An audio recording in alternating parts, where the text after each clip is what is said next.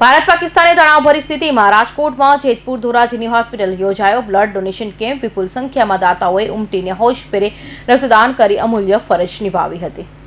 ભારત પાકિસ્તાનનો યુદ્ધ જેવી સ્થિતિ ચાલુ હોય તેમાં સરહદે સૈનિકો અને લોકોને તાત્કાલિક રક્તની જરૂરિયાત ઊભી થાય તે માટે દેશના હિતાર્થે સ્વયંભૂ રક્તદાન શિબિરમાં રક્તદાન કરીને દેશ હિતમાં તમામ સમાજના યુવાન મિત્રો અને વડીલો, માતા બહેનોએ બહોળી સંખ્યામાં ઉપસ્થિત રહીને રક્તદાન કર્યું હતું.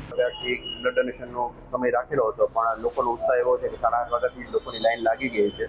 એટલે આવી પરિસ્થિતિમાં જે આપણે વિચારીએ છીએ કે ભાઈ આપણે લોકો માટે લોહી રેડવું છે, દેશ માટે લોહી રેડવું છે, તો લોહી રેડી નથી શકતા, પણ જે લોકો આપણા માટે લડે છે એને જો લોહીની જરૂરિયાત ઊભી થાય તો એના માટે આપણી એવું બધાને આગ્રહભરી વિનંતી છે કે ભાઈ આપણું બ્લડ ડોનેટ કરીએ તો આકસ્મિક પરિસ્થિતિમાં એમને રક્તની જરૂરિયાતને પહોંચી શકાય.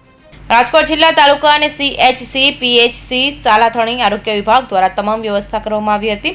દરેક રક્તદાતાઓનું સન્માન કરવામાં આવ્યું હતું. જિલ્લા પંચાયતના સદસ્યો પણ ઉપસ્થિત રહ્યા હતા. કૌશિક પટેલનો report, Hind TV news, Surat.